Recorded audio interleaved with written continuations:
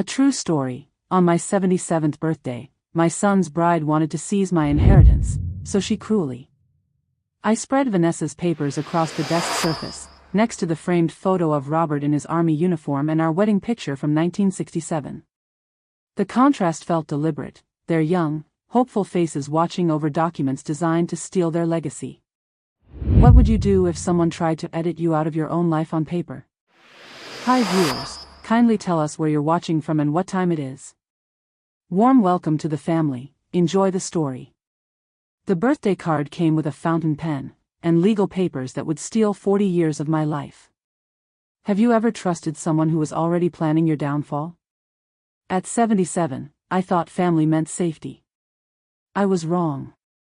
What happens when the people closest to you become your greatest threat? If you've ever wondered how far greed will go when wrapped in a bow, this story will shake you to your core. Follow along as we uncover a betrayal that started with vanilla cake and ended in a courtroom. If someone disguised betrayal as a birthday gift, would you sign? Subscribe, you'll need to know the warning signs. I should have known something was wrong when Vanessa brought her own pen. The morning of my 77th birthday started like any other October day in Kentucky. Frost touched the edges of my kitchen window, and I could smell the vanilla cake cooling on the counter, Nathan's favorite since he was 8. My son had driven up from Nashville with his wife of 6 months, bringing relatives I hadn't seen since Robert's funeral. Vanessa moved through my farmhouse like she already owned it. She touched the antique cabinet doors, asked about the property lines, and complimented my charming furniture with the kind of smile that doesn't reach the eyes. When she offered to help serve cake, I noticed her counting the china pieces. "Margaret, you've built something beautiful here," she said, cutting perfect slices while the family gathered in my living room. The grandfather clock Robert's father had made tick steadily from the corner, marking time like it had for 43 years. Then came the gifts. Nathan handed me a framed photo of Robert and me from our wedding day, a copy I'd never seen before. My sister brought homemade jam. The neighbors offered fresh flowers from their garden. Vanessa's gift came last. An elegant birthday card with gold trim and a ribbon that caught the afternoon light. Inside, her handwriting was careful and sweet, to the woman who raised the man I love. With gratitude and hope for our future together. Underneath the card, folded neatly, were 3 sheets of legal paper. "Just some family paperwork," Vanessa explained, her voice light and casual. "To make things easier for everyone." Patricia at the law office said it was standard for families like ours. I held the papers, feeling their weight. The font was small, dense with legal terms that swam before my eyes. At the top, in bold letters, Estate Consolidation and Management Transfer Agreement. The room went quiet. Even the grandfather clock seemed to pause. "It's just to streamline things, Mom," Nathan said, though his voice carried an edge I'd never heard before. Vanessa studied real estate law. She knows how to protect assets. I looked at the signature line, then at the fountain pen Vanessa had placed beside my cake plate. Sterling silver, heavy in my hand. The kind of pen that makes signatures permanent. "Take your time reading," Vanessa said, but her fingers drummed against her purse. Though the lawyer said these things work best when filed quickly.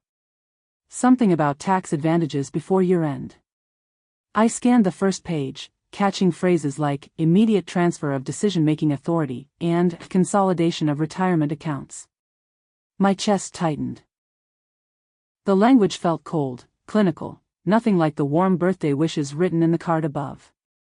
Then I saw it. A tiny detail that made my breath catch. The notary date was October 15th.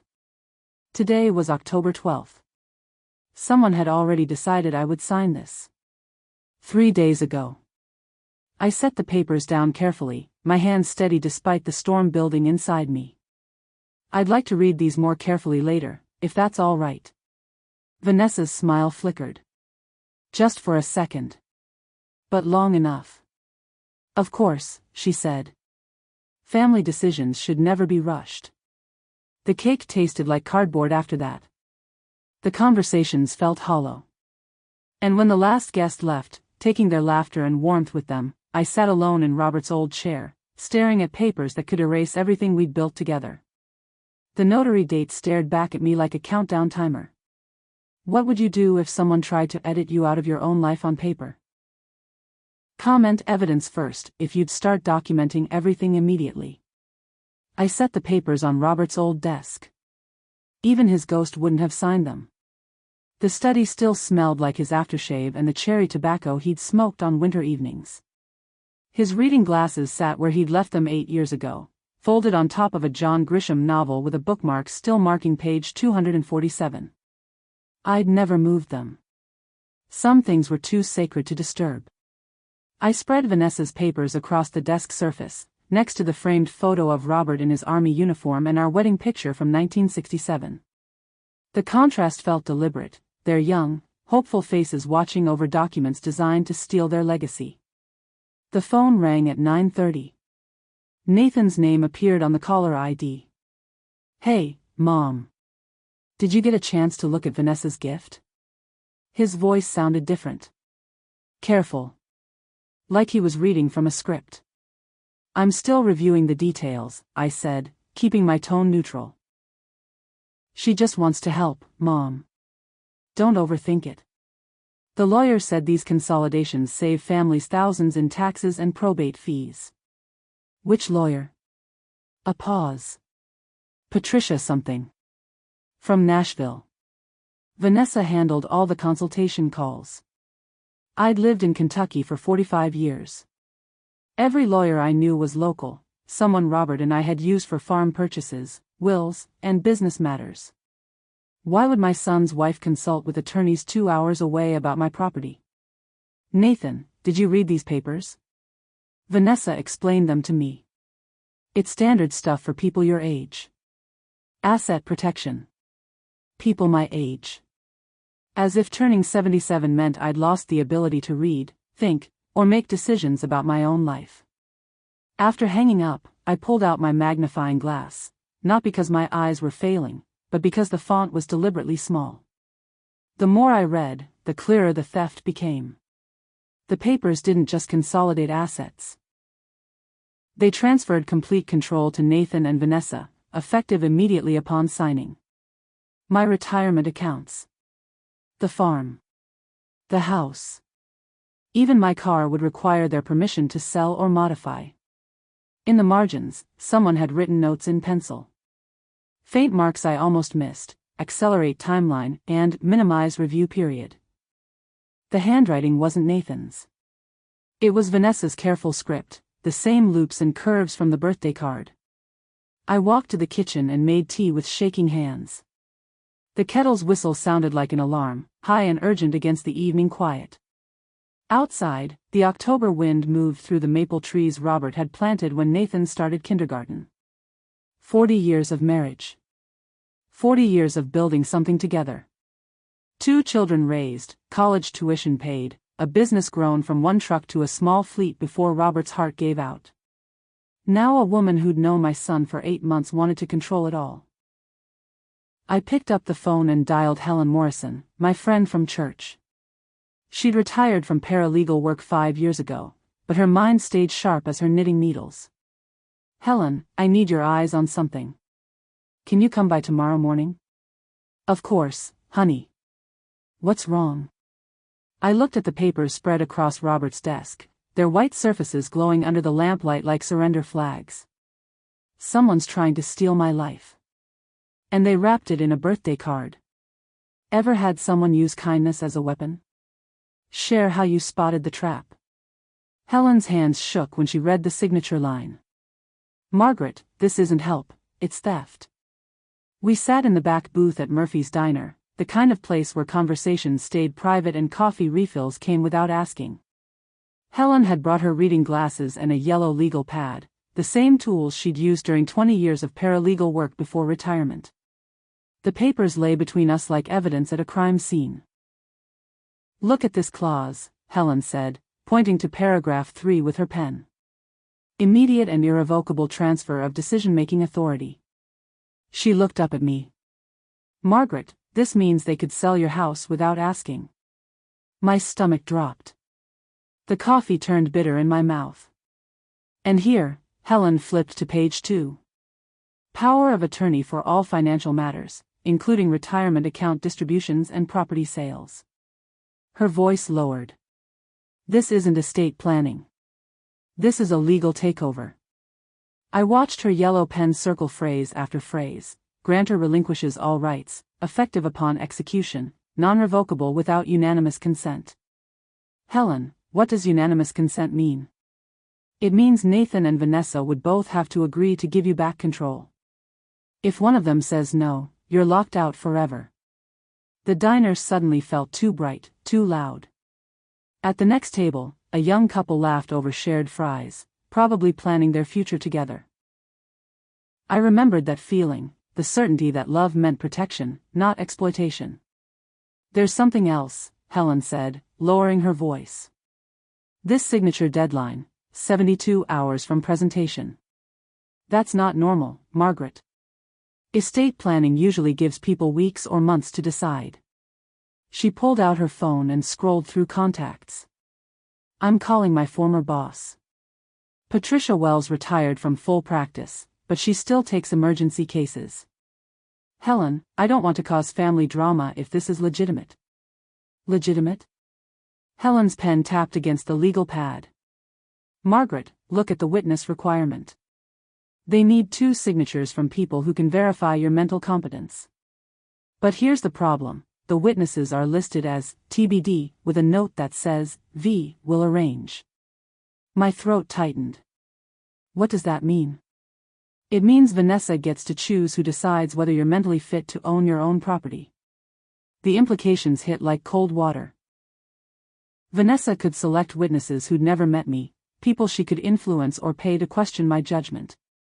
The whole process was designed to work around me, not with me. Helen's phone was already dialing. Patricia. It's Helen Morrison. I need you to look at something tonight.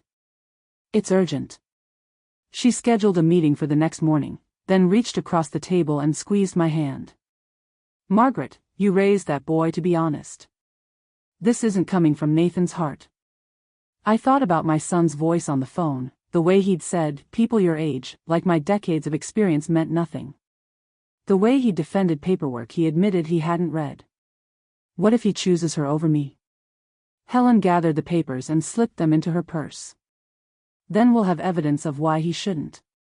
Have you ever had someone validate your worst fears? Drop a flag emoji if you felt that relief. At 11:47 p.m., my phone rang. The voice said, Mrs. Margaret, don't sign anything. We found the real timeline. I'd been lying awake since 10, staring at the ceiling and listening to the house settle around me.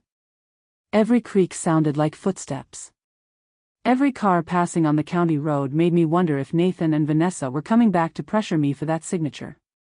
Patricia Wells' voice was crisp, professional, but I could hear papers rustling in the background. Helen showed me your documents. I've been making calls for the past 3 hours. She paused, and I heard the click of a pen. Margaret, this is elder fraud. Textbook pattern. My chest tightened. What do you mean? I contacted the law office Vanessa claimed to consult. They have no record of her. No Patricia on staff, no estate consultations in the past 6 months. The room felt colder. I pulled Robert's old quilt higher over my shoulders. There's more. I ran a basic background check on Vanessa through public records. She's made similar inquiries with probate attorneys in 3 different counties over the past 2 years. Similar inquiries? Asset valuations for elderly relatives. Each time claiming to represent family members seeking estate planning advice. My mouth went dry. How many elderly relatives? That's what we need to find out. But Margaret, here's the immediate problem. I found preliminary filings in Davidson County. Someone's been researching your property values and account structures since August. August. 2 months before Nathan's wedding. She's been planning this since before she said yes to him. Patricia's voice gentled. I'm afraid so. And there's something else. The signature deadline isn't random. If you sign by Friday, the transfer processes immediately. If you miss the deadline, the documents become void, but only temporarily. Temporarily? She can refile with modifications. But this version? This is her best shot because it relies on surprise and family pressure. I thought about Nathan's phone call, the edge in his voice, the way he'd said Vanessa just wants to help, like I was a child who couldn't understand kindness. Patricia, what do I do? First, don't sign anything. Second, we're filing an emergency protective order tomorrow morning to freeze any attempts at asset manipulation. Third, we gather evidence. Evidence of what? How long she's been watching you. How deep this goes. And whether Nathan is a victim or an accomplice. The last word hit like a physical blow. My son, the boy I'd rocked through nightmares, taught to drive, walk down the graduation aisle, might be helping someone steal from his own mother. Margaret, are you still there? Yes. I'm here. Good. Because we're going to fight this. And we're going to win. After hanging up, I sat in the dark kitchen, watching shadows move across the farmland Robert and I had worked for decades. Somewhere in Nashville, my son was sleeping next to a woman who'd been hunting me like prey. The grandfather clock chimed midnight. My birthday was officially over. The real fight was just beginning. When family becomes the enemy, who do you trust? Comment fight back if you'd choose justice over peace. The bank teller's face changed when she pulled up my account. Someone's been asking about your balances. I'd banked at First Kentucky for 32 years. Linda knew my voice, my signature, and my habit of bringing homemade cookies during Christmas week. But Tuesday morning, her smile looked strained. Mrs. Margaret, I need to ask you something confidential. Linda glanced around the mostly empty bank, then leaned closer. Has someone in your family been having financial troubles? My stomach nodded. Why do you ask? Last month, a young woman came in with your son. She asked detailed questions about your account structure, withdrawal limits, and death benefit procedures. Linda pulled up something on her computer screen. She also requested copies of your monthly statements, claiming it was for family financial planning. I gripped my purse handle tighter. Did you give them to her? We can't release statements without your written permission. But she seemed to know specific details about your balances that only an account holder should know. What kind of details? Linda's voice dropped to a whisper. The exact amount of your retirement fund. Your CD maturation dates. Even the automatic transfer amounts from your checking to savings. Someone had been studying my financial life like a textbook. Is there security footage? From last month? Let me check. Linda disappeared into the back office, returning 5 minutes later with a manila folder. October 3rd, 2:15 p.m. Your son and a woman matching your daughter-in-law's description. She showed me printed screenshots from the security camera. There was Nathan, looking uncomfortable in his work clothes, while Vanessa leaned across the counter with her phone out, photographing something Linda was showing her. She was taking pictures of my statements? It appears so. And Mrs. Margaret, there's something else. Linda's voice got even quieter. She asked specifically about procedures if something happened to you. Death benefits, estate account transitions, beneficiary protocols. My blood went cold. When was this? 2 weeks before your birthday. 2 weeks. While I was planning my birthday dinner, buying ingredients for Nathan's favorite cake, Vanessa was at my bank asking about what would happen when I died. Linda, I need you to flag my account for any unusual activity. And I need copies of every interaction log from the past 3 months. Already done. After yesterday's visit, I spoke with our security manager. We've placed additional verification requirements on your account. Yesterday's visit? Linda checked her computer again. Vanessa came back alone. Wanted to know about expedited beneficiary transfers. When I asked for your authorization, she said you'd be calling to approve it soon. She'd been so confident I would sign those papers that she was already setting up the money transfer. I thanked Linda and walked to my car on unsteady legs. The October air felt sharp against my face, cutting through the fog of disbelief that had surrounded me since Sunday. My phone buzzed with a text from Nathan. "Hope you're having a good week, Mom. Any thoughts on those papers?" I stared at the message, seeing it differently now. Not a son checking on his mother's decision. A man checking on a timeline. I typed back, still reading. "These things take time." His response came immediately. "Don't wait too long. The lawyer said the tax benefits expire soon." What lawyer? The one who didn't exist. They're watching your money before you know they're watching. Subscribe to stay protected. What's the boldest lie someone told about helping you?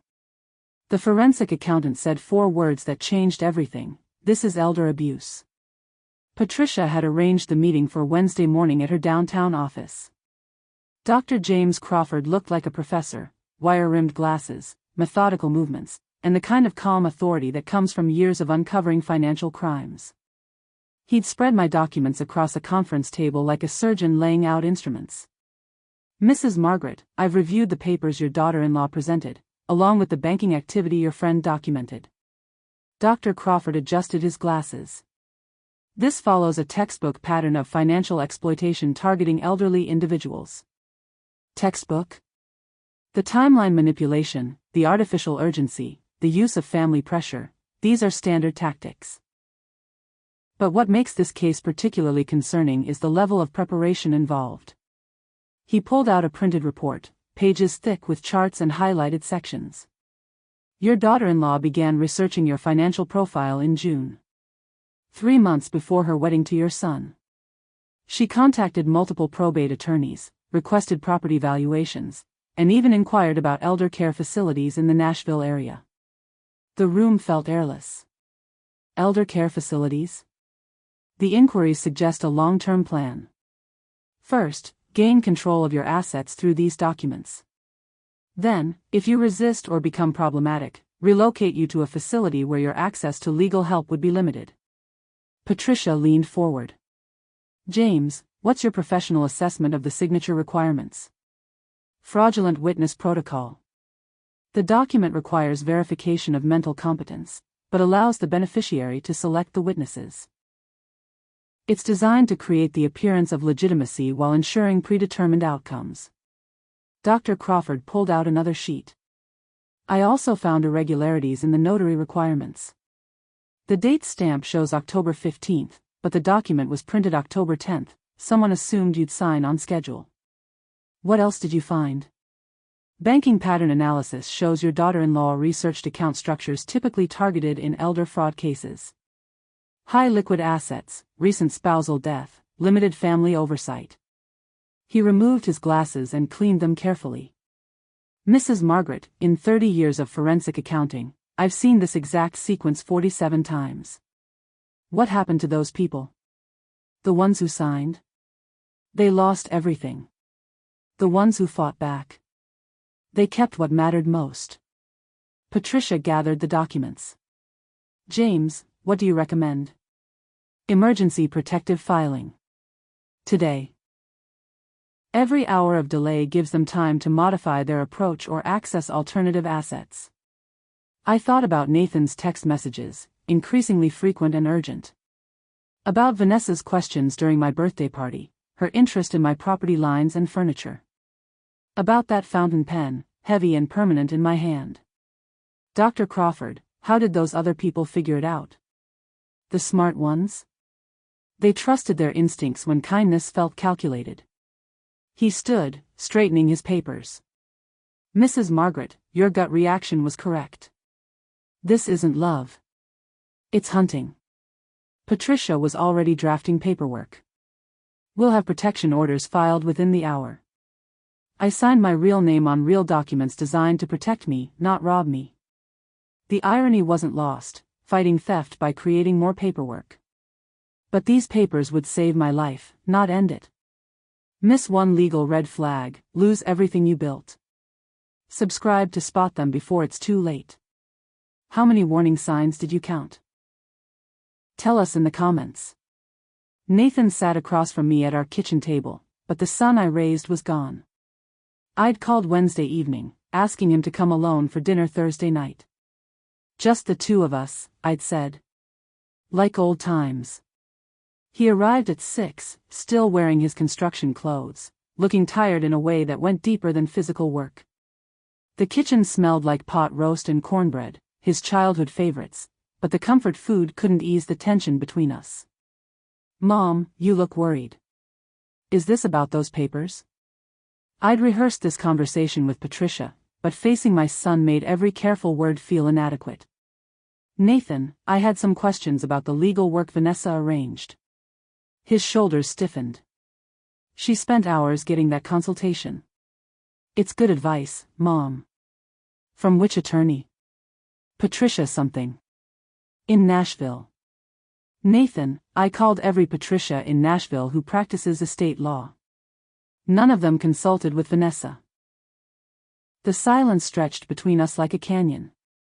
Nathan's fork clinked against his plate, then went still. "That's impossible." She showed me the consultation notes. "What did they look like?" "Professional letterhead, detailed recommendations." His voice trailed off. "Mom, are you saying she lied?" I pulled out Dr. Crawford's report and placed it gently beside his dinner plate. "I'm saying someone did." Nathan read slowly, his face changing with each paragraph. When he reached the section about elder care facility inquiries, his hand went to his mouth. "She asked about nursing homes?" "In July. Before your wedding." He pushed back from the table, standing abruptly. "There has to be an explanation." "Nathan, sit down. Please." He remained standing, pacing to the window that overlooked the land Robert had worked, the fields Nathan had played in as a boy. "She loves me, Mom. People don't fake that. I believe she loves something. But I don't think it's you." The words hit him like a physical blow. He turned back to me, his eyes red-rimmed. "What are you saying?" I pulled out the banking inquiry reports Linda had printed. "She researched my finances 3 months before your wedding. She knew my net worth before she knew your middle name." Nathan sank back into his chair, scanning the bank documents. The dates told the story his heart didn't want to accept. "She met me in April. These inquiries started in June." "Nathan, what did she ask you about me during those early months?" He closed his eyes, thinking. "Property details. Whether you had help managing finances. If you'd ever mentioned feeling confused or overwhelmed." His voice cracked. "I thought she was trying to understand my family." "She was. Just not the way you thought." Nathan's phone buzzed on the table. A text from Vanessa, "How's dinner going? Did she sign yet? Tom wants an update." We both stared at the screen. "Who's Tom?" I asked. Nathan's face went white. "I don't know any Tom." The kitchen clock ticked loudly in the silence that followed. Outside, night settled over the farm like a blanket, but inside, the light felt harsh and unforgiving. My son looked at me across the table where I'd fed him thousands of meals, where I'd helped him with homework and listened to his dreams. "Mom, what do I do? You help me figure out who Tom is. And why your wife is reporting to him about my signature.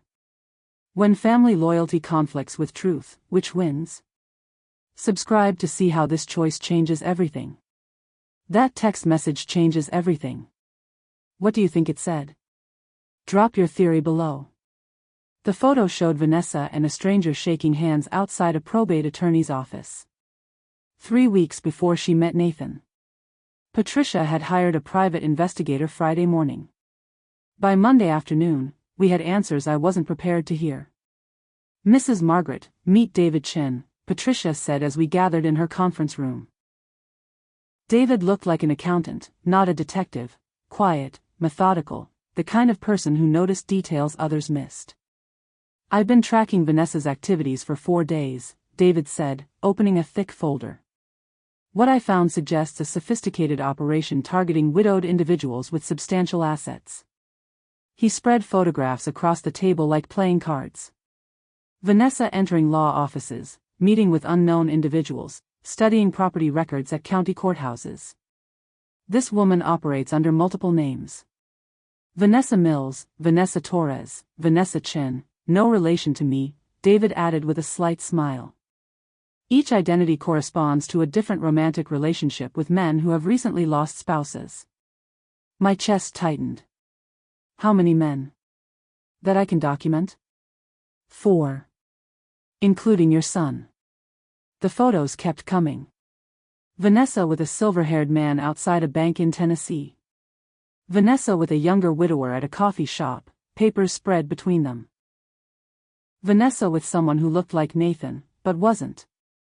This man here, David pointed to the last photo. Thomas Garrett. Goes by Tom. He's been working with Vanessa for 18 months, targeting individuals through online grief counseling forums and church directories. The room spun slightly. Church directories? That's how she found your son. Nathan posted about losing his father on a veteran support page. Tom contacted him, offering friendship and understanding. 6 weeks later, Tom introduced Nathan to his cousin Vanessa. Patricia passed me a glass of water. Margaret, Nathan is a victim too. But the text message. Reporting to her handler, David explained. Tom manages multiple operations. Vanessa's job is relationship building and document acquisition. Tom handles the legal manipulation and asset extraction. I stared at the photo of Nathan and Vanessa from what I'd thought was their first date. According to David's timeline, she'd already been studying my financial records for 2 months. David, what happens to the other victims? His expression darkened. The Tennessee case resulted in complete asset transfer. The victim lost his home, his savings, and his children's inheritance. He died in a state facility 8 months later. And the others? 2 fought back successfully with legal help. 1 signed everything and disappeared from public records entirely. Patricia leaned forward. Margaret, we filed protective orders this morning. Every asset you own is now frozen against unauthorized transfers. What does that mean for Nathan and Vanessa? They can't access anything until this investigation concludes. And based on what David found, there will be criminal charges. I thought about my son, probably sitting in his Nashville apartment, believing he'd married for love while his wife planned my destruction. The betrayal wasn't just against me. It was against him too. Patricia, can we save Nathan without destroying him? That depends on what he chooses when he learns the truth. David gathered his photos. Mrs. Margaret, there's one more thing. Tom and Vanessa aren't working alone. We found evidence of at least 6 other active cases across 3 states. 6 other families. 6 other sons and daughters being used as weapons against their own parents. What do we do about them?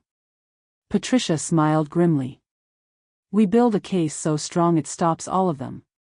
Ever realized your pain was part of someone else's business plan? Subscribe to learn how these predators choose their targets. How many victims do you think they've hurt? Drop your guess, the real number will shock you. At 2:17 a.m., we filed 17 pages that would destroy her carefully built lie. Patricia's office felt different in the middle of the night. The fluorescent lights hummed overhead while we worked through boxes of evidence, building a case that would protect not just me, but every other target in Tom and Vanessa's network. Hand me the Tennessee victims file, Patricia said, her desk covered with legal pads and coffee cups. I want to cross-reference the timeline patterns. We've been working since midnight, racing against Vanessa's 72-hour deadline. If she suspected we'd discovered her game, she might accelerate her plans or disappear entirely. David had provided phone records showing 17 calls between Vanessa and Tom in the week leading up to my birthday. They discussed timeline acceleration and backup extraction protocols, language that made my blood run cold. Margaret, look at this. Patricia held up a bank transfer authorization dated for Friday morning. She'd already arranged to move your retirement funds to a joint account with Nathan. But I never signed anything. She planned to forge your signature using the birthday documents as practice samples. Patricia's pen moved quickly across legal forms. The transfer was scheduled for 9 a.m. Friday, exactly when she expected you to sign. I watched Patricia work. Her expertise our only shield against a machine designed to destroy elderly people's lives. The clock on her wall ticked toward 3 a.m., each second bringing us closer to safety or disaster. What happens if we miss the filing deadline? We won't. Patricia signed the last document with a flourish. Emergency protective orders, asset freezes, and criminal referrals. 17 pages that turned the hunters into the hunted. My phone buzzed on the desk. A text from Nathan: "Mom, Vanessa's really worried you're overthinking this. Can you sign tomorrow?" I showed Patricia the message. "Perfect timing," she said, gathering our completed paperwork. "Let them worry." At 2:47 a.m., we walked to the courthouse, where a night clerk waited to process emergency filings. Patricia had called in favors, explaining the urgency and the broader criminal pattern David had uncovered. "This stops tonight," Patricia said as we climbed the courthouse steps. Every account frozen, every asset protected, every victim warned. The clerk stamped each page with mechanical precision, the sound echoing through empty hallways like a countdown to justice. By 3:15 a.m., it was done.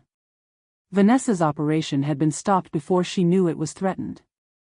I thought about her confidence, the way she'd handed me that fountain pen like my signature was already guaranteed.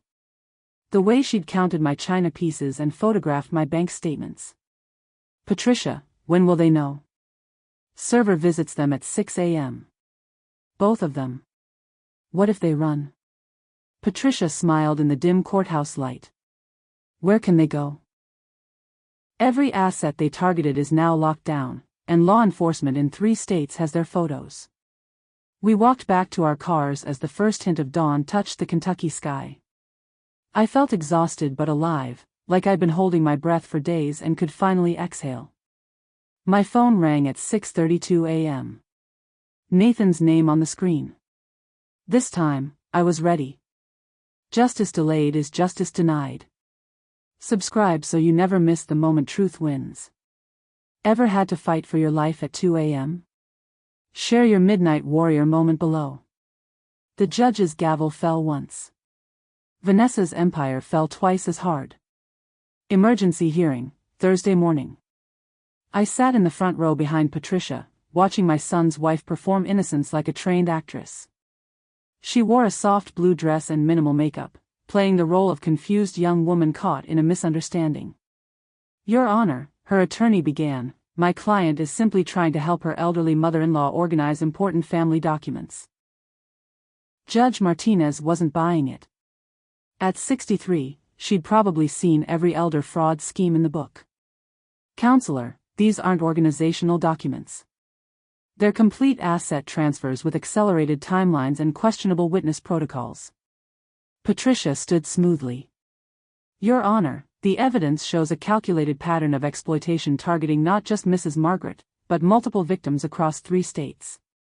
She presented David's investigation like a master class in criminal detection. Photos of Vanessa with other targets. Bank records showing her research into my accounts. Phone logs connecting her to Tom's operation. Vanessa's mask started slipping during the banking evidence. Her calm expression cracked when Patricia displayed security footage of her photographing my statements. "That was just, I was trying to understand the family's financial needs," Vanessa stammered. "By secretly photographing confidential bank documents?" "I had Nathan's permission." Nathan stood up in the gallery. "No, you didn't." The courtroom went silent. My son walked to the witness stand, his hands shaking as the clerk swore him in. "Nathan Collins, you are the defendant's husband and the plaintiff's son?" "Yes, Your Honor." "Tell the court about your knowledge of these documents." Nathan's voice was barely audible. "I never read them. Vanessa said they were standard estate planning. She told me my mother would be protected, not..." He paused, looking at me. "Not robbed. When did you first learn about your wife's interest in your mother's finances?" Yesterday. When the investigator showed me photos of her with men I'd never met. Men she said were business contacts. Patricia approached the witness stand. Nathan, did your wife ever mention someone named Tom? Not until this week. But she got a lot of calls from someone she called T. Nathan's voice strengthened. She always took those calls privately. Judge Martinez studied the evidence packets. Ms. Vanessa Collins, do you wish to respond to these allegations? Vanessa stood slowly, her composed facade finally cracking. Your Honor, there's something the court needs to know. Something that changes everything. Patricia and I exchanged glances. This felt like a final card being played. I'm pregnant with Nathan's child. The courtroom erupted. Nathan's face went white. I felt my heart stop. Vanessa continued, tears starting to flow. I was trying to secure our family's future. For the baby. I know the methods were questionable, but my motives were pure. Judge Martinez banged her gavel for silence. Ms. Collins, are you claiming pregnancy as justification for document fraud? I'm asking for mercy, Your Honor. For the sake of this family's future. Nathan was staring at his wife like he'd never seen her before. The baby news should have been shared privately, joyfully. Instead, it was weaponized in a courtroom to avoid criminal charges. Patricia whispered to me.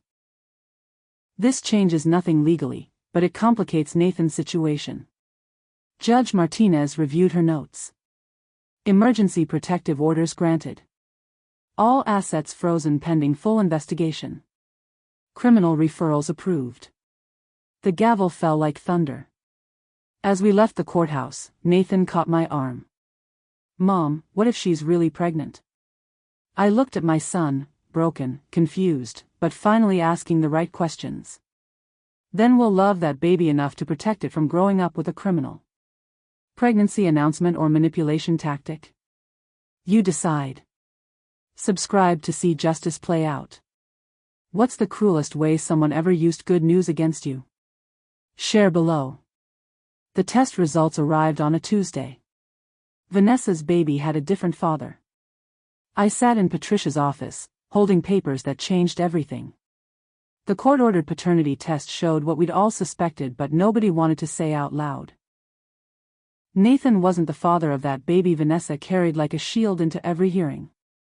Plan B Tom was. Patricia slid the DNA report across her desk. Thomas Brennan. 34 years old. 2 previous convictions for fraud. He's been Vanessa's partner in this scheme from the beginning. My hands trembled as I read the percentages. 0% probability that Nathan was the father. 100% certainty that Tom was. The baby Vanessa used to manipulate my son, to tug at heartstrings in that courtroom, belonged to her real partner in crime. Does Nathan know? I asked. The court delivered copies to both attorneys this morning. I thought about my son, probably sitting in his apartment right now, staring at these same numbers. For months, he defended Vanessa because he believed she carried his child. He'd chosen her over me, over truth, over everything we'd built together as a family. Now he knew she'd lied about that too. The phone rang. Patricia glanced at the caller ID and nodded to me. It's Nathan. I took the call with shaking fingers. Hello, son. Mom. His voice cracked like a teenage boy's. I saw the results. I know, honey. She told me the baby was mine. She made me feel like I had to protect them both. Like I was going to be a father. Long pause. How could someone lie about something like that? I closed my eyes, remembering the 17-year-old boy who'd cried in my arms when his goldfish died. Some people will say anything to get what they want. I defended her against you. My own mother. I called you paranoid, Mom. I said you were just jealous of my happiness. You were trying to do the right thing. No, I was being an idiot. A complete fool. Through Patricia's office window, I watched cars pass by on Main Street. Normal people living normal lives, not having their families torn apart by predators in pretty dresses. Nathan, are you okay? Where are you right now? Sitting in my car outside the courthouse. Tom's in there getting arrested. I watched them put handcuffs on him. Good. Mom, I need to ask you something, and I need you to tell me the truth. My heart pounded. What is it? When this is all over, when Vanessa's gone and the legal stuff is finished, his voice broke again. How do I come home? The question I'd been waiting to hear. The question that meant my boy might still be salvageable from this mess. The same way you always have, son. Through the front door. Every dollar she stole came back with interest. But some things can't be returned. The final hearing took place on a gray December morning. Judge Harrison read the verdict with the same tone he might use for a grocery list. Full restitution of all attempted asset transfers. Criminal charges for fraud, conspiracy, and elder abuse. Vanessa sentenced to 4 years in state prison. I sat in the front row, watching her accept the sentence with that same practiced composure she'd worn to my birthday party. Even in handcuffs, she maintained perfect posture. Nathan sat beside me, his wedding ring already gone from his finger. The divorce papers had been filed the day after the DNA results arrived. He looked older now, worn down by months of lies and legal battles. Mrs. Thompson? The bailiff approached our row. The defendant would like to speak with you before transport. I shook my head. I have nothing to say to her. But Vanessa had something to say to me. As they led her past our row, she stopped and turned. Her voice carried across the quiet courtroom. You think you won something here, Margaret. But you lost your son's trust. That's not coming back with interest. Nathan stood up so fast his chair scraped against the floor. You're wrong. She saved me from you. For the first time since I'd known her, Vanessa looked genuinely surprised. After the courtroom cleared, Patricia handed me a thick folder. Complete asset recovery. Your accounts, your property titles, everything. It's all back where it belongs. I flipped through pages of legal documents, each one representing something Vanessa had tried to steal. The farmhouse deed. Robert's life insurance policy. My retirement accounts. 40 years of careful saving and planning, nearly lost to a fountain pen and a birthday card. What about the emotional damage? I asked. Patricia smiled sadly. That's not something courts can fix. That's family work. Nathan and I drove home in comfortable silence. The legal victory felt hollow somehow. Yes, I'd kept my house, my money, my independence. But the cost had been steep. Trust broken. Family relationships shattered. Months of sleepless nights wondering if the people I loved most were plotting against me. As we pulled into the farmhouse driveway, Nathan spoke for the first time in an hour.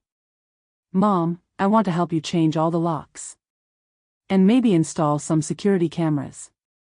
You don't have to do that. Yes, I do. I brought her into our family. I ignored your warnings. I chose her word over yours. He parked and turned to face me. Let me make some of this right. That evening, we sat on the front porch drinking coffee from Robert's old mugs. The December air was cold, but sitting with my son felt warm again. A letter arrived addressed to both Nathan and me. The return address was prison. Vanessa's apology was 3 pages long. Every word was still a lie. Nathan and I read it together at the kitchen table, the same spot where she tried to manipulate us months before. Her handwriting was neat and careful, like everything else about her performance. Dear Margaret and Nathan, it began. I understand you're both angry with me, and I deserve that anger. I made mistakes driven by love and desperation, not malice. Nathan snorted. Mistakes. She calls fraud and forgery mistakes. I kept reading. The pressure of our financial situation made me act in ways I never thought possible. I convinced myself I was protecting our future family, ensuring stability for the baby I thought we were having.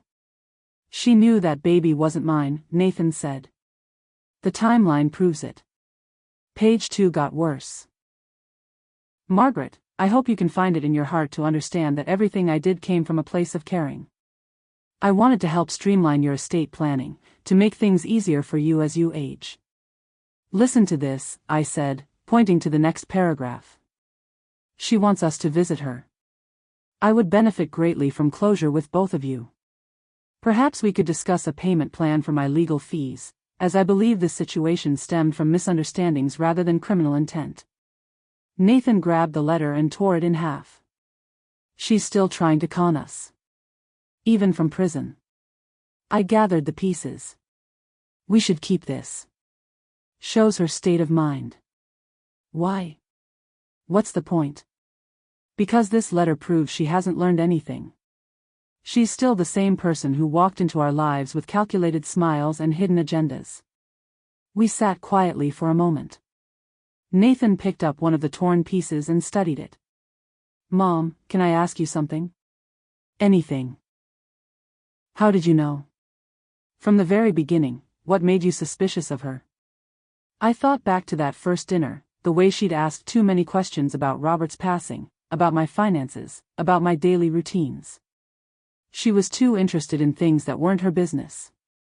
And she never asked about you. What do you mean? A woman who loves a man asks about his childhood, his dreams, his fears. She asked about your inheritance. Nathan nodded slowly. I should have seen it. She was good at what she did, son. Don't blame yourself for being honest with someone who was lying. He looked at me with eyes that reminded me of the little boy who used to help me feed chickens. Mom, I need to ask you something else, and I need you to tell me the truth. Then he asked the question I'd been waiting to hear. He asked if he could come home for Christmas. Not to visit, to stay. I know I don't deserve it, Nathan said, staring at the torn letter pieces. I chose her over you. I defended someone who was robbing you blind. I called you paranoid when you were trying to protect yourself. I reached across the table and covered his hand with mine. You were trying to protect what you thought was your family.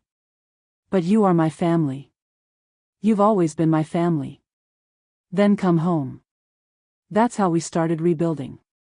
Not with grand gestures or dramatic apologies, but with Nathan loading his truck and bringing his clothes back to the room where he'd grown up. The first week was awkward. We tiptoed around each other like strangers sharing a house. But gradually, the rhythms returned. Nathan fixed the loose step on the front porch that had been wobbling since Robert died. I cooked his favorite meals and watched him remember how to smile.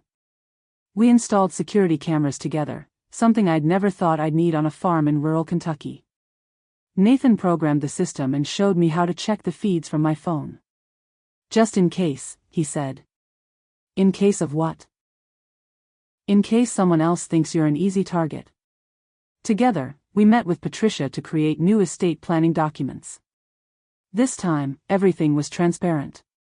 Nathan understood exactly what would happen to the farm, the accounts, the family heirlooms. No surprises, no hidden clauses, no fountain pens with secret papers. I want you to have copies of everything, I told him. And I want you to review it with your own attorney. Mom, I trust you. Trust, but verify. That's what this experience taught us. The hardest part wasn't the legal work or the security measures. It was learning to be mother and son again after months of being adversaries. Some evenings, we'd sit on the porch and Nathan would apologize again for something Vanessa had made him do or say. You don't have to keep apologizing, I'd tell him. Yes, I do. Until I've said sorry for every single thing. By spring, we'd found our rhythm. Nathan took over the farm's bookkeeping and started talking about expanding the vegetable garden. I taught him Robert's old recipes and watched him remember how to laugh at my terrible jokes. One evening in May, we were planting tomatoes when Nathan stopped and looked at me seriously. Mom, what if she gets out early? What if she comes back? I patted down the soil around a seedling. Then we'll be ready. How can you be so calm about it? Because I'm not the same woman who almost signed those papers. And you're not the same man who brought her home. The doorbell rang at sunset. A young woman stood there with a story that sounded familiar. She was 26, newly widowed, and holding papers she didn't understand. I invited her in. "Mrs. Thompson? I'm Sarah Collins. Helen from the church gave me your number. She said you might be able to help me." Sarah sat on my couch, clutching a manila envelope like a life preserver. "My husband died 6 months ago. Car accident. His cousin showed up last week with these documents. Says they'll help me manage everything, but something feels wrong." I poured her tea and settled into Robert's old chair. "Tell me what feels wrong." "He's pushing me to sign quickly. Says waiting will cost me money. And he asks a lot of questions about my husband's accounts, his savings, things that don't seem like his business." Nathan emerged from the kitchen, drying his hands on a dish towel. "Mom, should I stay?" I said. "Sarah, this is my son Nathan. He learned about document fraud the hard way." Sarah's eyes widened. "You've been through this before?" "Something similar." "May I look at your papers?" As I examined the documents, familiar red flags jumped out. Accelerated timeline. Broad power transfers. Vague language about estate optimization. Different paper stock for the signature page.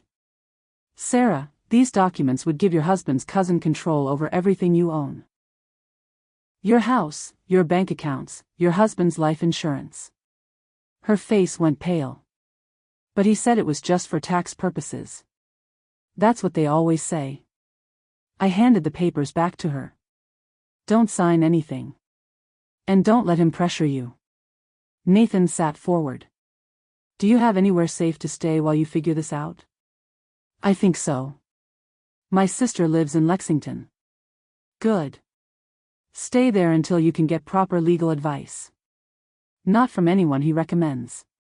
After Sarah left with Patricia's contact information, Nathan and I stood on the front porch watching her taillights disappear. "How many more are out there?" he asked. "Too many. But now we know what to look for." That was 18 months ago. Since then, 12 other people have knocked on my door with suspicious documents. Helen spreads the word through church networks. Patricia takes the serious cases pro bono. Nathan helps with the technical side, security systems, document analysis, research. We've stopped 4 major fraud attempts and countless smaller ones. The local police know to call us when elderly residents report family members pressuring them to sign papers. Age brings wisdom, but wisdom brings responsibility. I learned that protecting what matters isn't about the money, it's about refusing to let predators win.